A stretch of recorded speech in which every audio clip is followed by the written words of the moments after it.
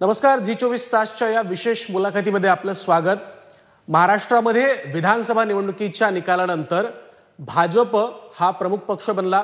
सत्तेमध्ये भाजपचा क्रमांक 1 चा वाटा, मुख्यमंत्री भाजपचा, आणि त्यानंतर भाजपची वाटचाल ज्या पद्धतीने सुरू आहे त्यामध्ये अनेक बदल आपल्याला भाजपच्या अंतर्गत पातळीवरती पाहायला मिळतात।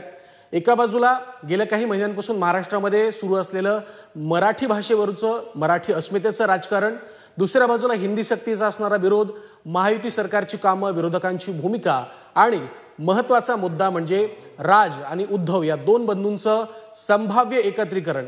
या सगळ्या पार्श्वभूमीवरती भाजपमध्ये नेमकं काय चाललंय? भाजपमध्ये गेल्या काही दिवसांमध्ये संघटनात्मक आणि अंतर्गत पातळीवरती फेरबदल सुद्धा झाले होते, आणि या फेरबदलांचा केंद्रबिंदू ठरले ते म्हणजे महाराष्ट्र भाजपचे नवे प्रदेशाध्यक्ष रवींद्र चव्हाण। आज रवींद्र चव्हाण यांच्याशी आपण बातचीत करणार आहोत आणि भाजप या सगळ्या मुद्द्यांसोबत कशा पद्धतीने डील करणार आहे, भाजपची भूमिका काय असणार आहे, आणि स्थानिक स्वराज्य संस्था निवडणुकीच्या दृष्टिकोनातून भाजपची नेमकी प्लॅनिंग काय हे आपण जाणून घेण्याचा प्रयत्न करणार आहोत। सर, खूप खूप स्वागत आहे आपलं। खरं तर भाजपचे प्रदेशाध्यक्ष म्हणून तुमचा शपथविधी झाला, भव्य दिव्य शपथविधी झाला, त्यानंतर आपण बातचीत करतोय। पहिला प्रश्न आपण मराठी अस्मिता, मराठी मुद्द्यावर जे काही राजकारण गेल्या काही दिवसांमध्ये सुरू आहे त्या दृष्टीने आपण पाहूयात। काल राज ठाकरे यांची मीरा भाईंदरमध्ये सभा झाली, त्याउलट त्यासोबतच आज सकाळी काही मिनिटांपूर्वी उद्धव ठाकरे यांची मुलाखत सुद्धा प्रसारित झाली। या मुलाखतीमध्ये उद्धव ठाकरेंनी निवडणूक आयोग असेल, बॅलेट पेपर असेल, किंवा राज्यातल्या सगळ्या घडामोडी असतील, फडणवीस सरकार असेल, त्यासोबतच महाविकास आघाडीचा विधानसभा निवडणुकीतला पराभव असेल, या सगळ्या मुद्द्यांवरती भाष्य केले, आणि विशेषत्वानं पुन्हा एकदा भाजपला आणि त्यातल्या त्यात केंद्रीय नेतृत्वाला त्यांनी टार्गेट केलंय। शिवसेना फोडण्यासाठी, शिवसेना संपवण्यासाठी केंद्र प्रयत्न करते असं सुद्धा म्हटलंय, आणि मराठी अस्मितेच्या मुद्द्यावरून सुद्धा त्यांनी पुन्हा एकदा भाजपला टार्गेट केलंय। कसं पाहता याकडे? खरं तर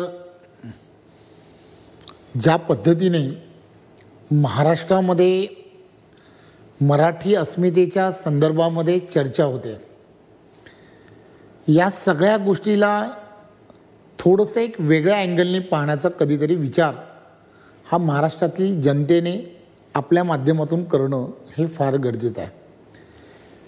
ही सर्व मंडळी जी आज मराठी अस्मितेच्या गोष्टी करतायत, या सगळ्यांना आणि संपूर्ण महाराष्ट्राला मला फक्त एवढंच सांगायचं आहे की मराठी भाषेच्या संवर्धनासाठी या मंडळीने नक्की काय केलं। महायुतीचं सरकार म्हणून सातत्याने मराठी भाषा आणि मराठी भाषेच्या दृष्टिकोनातून जे जे आवश्यक आहे ते सरकार म्हणून करण्याचं काम जर कोणी केलं असेल तर केंद्रातल्या सरकारने केलं, ते सुद्धा आदरणीय पंतप्रधान नरेंद्र मोदीच्याच सरकारने केलं, आणि राज्यामध्ये महायुतीच्या सरकारने केलं।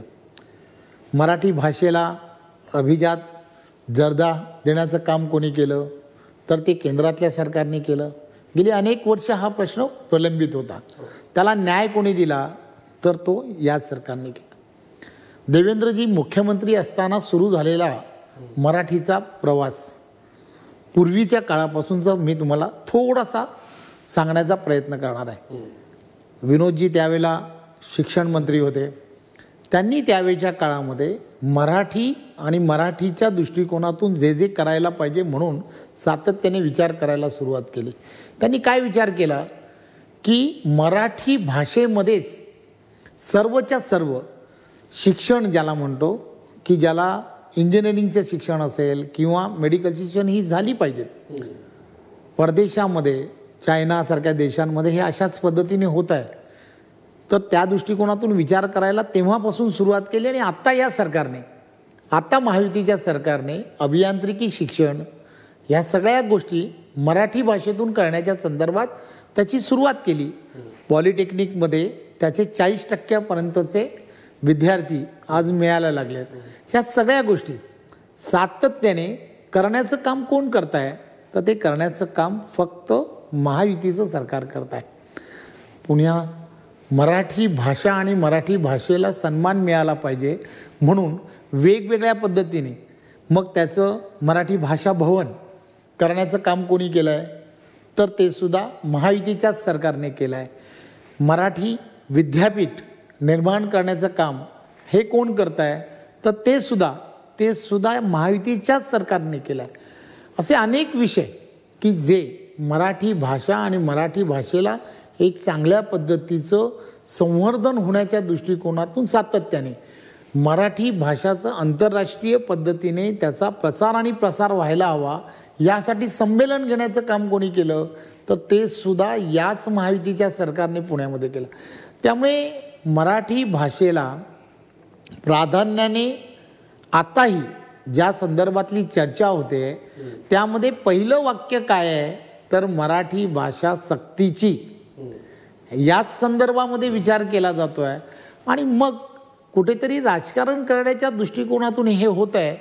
हे या संदर्भातलं आदरणीय देवेंद्रजी असतील किंवा सर्व मंडळी वेगवेगळ्या चॅनल्सवरती असतील, सर्व पेपर्समधल्या मुलाखती असतील, सर्वांमध्ये त्यांनी ऑलरेडी सांगितलं की निवडणुका आल्या की भावनिक आव्हान करायचं हे काम गेली वर्षानुवर्ष काही पक्ष करतायत, तर त्यात काही नवीन नाही, त्यांनी ते केलं आहे. माझी सर्व महाराष्ट्रातील जनतेला विनंती आहे की त्यांनी या सगळ्या गोष्टीकडे पाहण्याचा त्यांचा दृष्टिकोन बदलला पाहिजे. मराठी भाषा ही महाराष्ट्रामध्ये सक्तीचीच राहणार आहे, हे पूर्णच्या पूर्ण सत्य 50 वेळा नाही 1000 वेळा महायुतीच्या सरकारमधले सर्व नेते, महायुती सरकारचे सर्वच्या सर्व असणारे घटक हे सर्व वारंवार सांगतायत. त्यामुळे याला कुठेतरी या सगळ्या गोष्टीला पडदा पडला पाहिजे असं मला वाटतं. थोडक्यात तुम्ही म्हणताय की उद्धव ठाकरेंनी जे आरोप केला आहे तो राजकीय आहे, राजकारणाच्या अँगल नाही. तुम्ही आता भावनिक मुद्द्याचा उल्लेख केलात की भावनिक मुद्दे पुढे गेले जातील.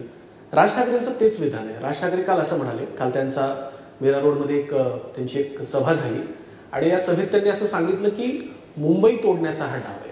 भाषिक अस्मितेच्या मुद्द्यावरून पुन्हा एकदा मराठी माणसाला आणि मुंबईला वेगळं करण्याचा हा प्रयत्न आहे. तर राज ठाकरे सुद्धा आता तो आरोप करतात. तुम्ही पूर्वी उद्धव ठाकरेंवर टीका करायचा. खरं तर देवेंद्रजींनी कोणत्या तरी मुलाखतीत किंवा एखाद्या सभेमध्ये हे पहिल्यांदाच सांगितलं होतं की जशा जशा निवडणुका येतील तसा काही नेते याच संदर्भात मुंबई महाराष्ट्रापासून वेगळी केली जाईल वगैरे असा आरोप हे नक्की करणार आहेत. पण मला असं वाटलं होतं की हा आरोप किंवा हे सगळं म्हणण्याचं काम जे आहे ते कदाचित उद्धवजी करतील, पण उद्धवजींनी केलं नाही. तर मला कालच्या सभेमध्ये राजसाहेबांनी केलं. हे खरं तर हे होणार आहे, हे करणार आहेत, कोणीतरी करणार आहेत. कदाचित देवेंद्रजींना हे पहिल्यांदाच कळलं होतं, तर मला वाटतं त्यामुळे ह्यात काही नवीन काही नाही.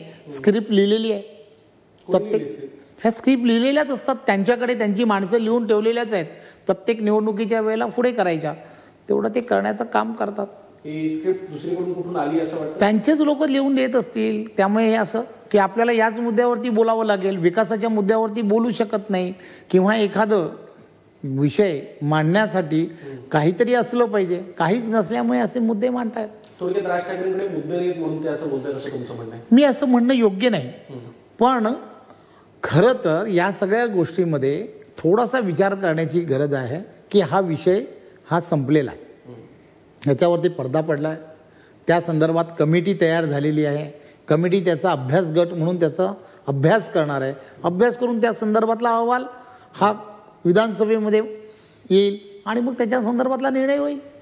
तुम्ही म्हणता पडदा पडला, आपण निर्णय घेतला, समिती स्थापन केली, पण यामध्ये कुठेतरी भाजपची अडचण होते असं दिसतं. कसं ते सांगतो.